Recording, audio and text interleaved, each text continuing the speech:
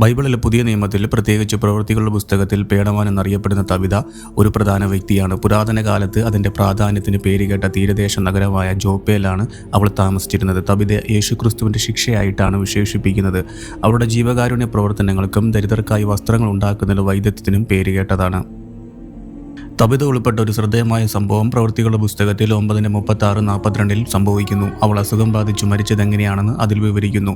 ഇത് ജോപ്പയിലെ വിശ്വാസികളിടയിൽ വലിയ സങ്കടമുണ്ടാക്കി. അവളുടെ മരണവാർത്ത കേട്ട് ശിഷ്യന്മാർ അടുത്തുള്ള പട്ടണമായ ലിദിയയിലുണ്ടായിരുന്ന പത്രോസിനെ വരുത്തുകയും പത്രോസ് എത്തി പ്രാർത്ഥിച്ച ശേഷം തബിതയെ മരിച്ചവരിൽ നിന്ന് ഉയർപ്പിക്കുകയും ചെയ്തിരുന്നു.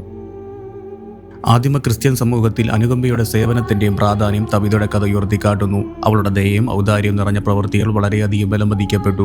അവളുടെ വിയോഗത്തിൽ സമൂഹത്തിൻ്റെ വിലാപം തെളിയിക്കുന്നു. മാത്രമല്ല, അവളുടെ അത്ഭുതകരമായ പുനരുദ്ധാനം അത് കണ്ടവരുടെ വിശ്വാസത്തെ ശക്തിപ്പെടുത്തുകയും മരണത്തിന്മേൽ യേശുക്രിസ്തുവിൻ്റെ ശക്തി സന്ദേശം പ്രചരിപ്പിക്കുകയും ചെയ്തു. അപ്പോസ്തലനായ പത്രോസിൻ്റെ പ്രാർത്ഥനയ്ക്ക് ശേഷം ജീവിതത്തിലേക്ക് തിരികെ കൊണ്ടുവന്ന തബിത എന്ന ശിക്ഷയുടെ കഥ എഴുത്തുകാരനായ ലൂക്കോസ് വിവരിക്കുന്നുണ്ട്. 7 വാക്യങ്ങളിലാണ് ലൂക്കോസ് തബിതയെ വളരെ പ്രിയപ്പെട്ടവളായി അവതരിപ്പിക്കുന്നത്. ജീവിതത്തിലേക്കുള്ള അവളുടെ തിരിച്ചുവരവിൻ്റെ അത്ഭുതം പലരെയും വിശ്വസിക്കാൻ പ്രേരിപ്പിക്കുന്ന ആദിമസഭയുടെ വിശ്വാസത്തെക്കുറിച്ചുള്ള സ്തുതി, നർമ്മം, ബഹുമാനം, ദുഃഖം, സന്തോഷം, ഉൾക്കാഴ്ചകൾ എന്നിവ ലൂക്കോസ് വിവരിക്കുന്നു. ആധുനിക ടെല്ലവീവിൻ്റെ ഹൃദയഭാഗത്തുള്ള തുറമുഖ നഗരമായ ജോപ്പയിൽ തൻ്റെ വിശ്വാസി സമൂഹത്തിൻ്റെ ജീവിതത്തിന് തബിത വളരെ പ്രിയപ്പെട്ടവളായിരുന്നു.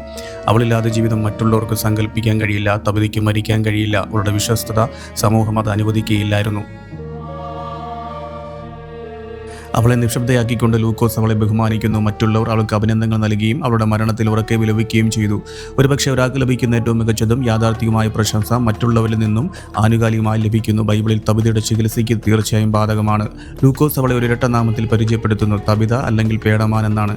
ആരാം ഗ്രീക്ക് ഭാഷകളിൽ ഗസൽ എന്നാണ് അർത്ഥം. തബിതയുടെ കഥ, സ്ഥാനം യെരുശലേമിലും യഹൂദയിലും എല്ലായിടത്തും ശമരിയിലും ഭൂമിയുടെ അറ്റത്തോളം എൻ്റെ സാക്ഷികളായിരിക്കാമെന്ന് യേശു തൻ്റെ ശിഷ്യന്മാരുള്ള കൽപ്പന നിവൃത്തിയിലൊരു പരിവർത്തനമായിരിക്കുന്നു. ഒരുപക്ഷെ അവരുടെ പേര് ഊർജം, കൃപ, സൗന്ദര്യം, പെട്ടെന്നുള്ള ചലനങ്ങൾ എന്നിവയുള്ള ഒരു സ്ത്രീയെ സൂചിപ്പിക്കുന്നു.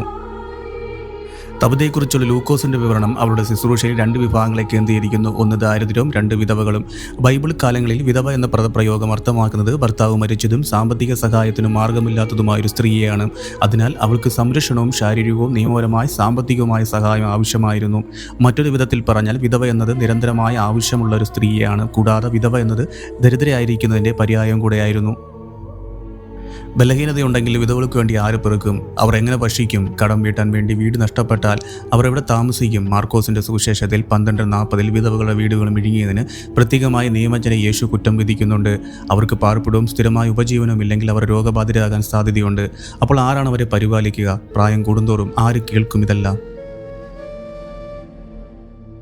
ദരിദ്രരെ സഹായിക്കുന്നതിനെക്കുറിച്ചുള്ളൊരു മുമ്പിൽ യേശു ഒരു ശമരിയക്കാരൻ്റെ ജീവൻ രക്ഷിക്കുന്ന പ്രവർത്തനങ്ങളെ ഒരു പുരോഹിതൻ്റെയും ലേവ്യൻ്റെയും നിസ്സംഗതയുമായി താരതമ്യം ചെയ്യുന്നു.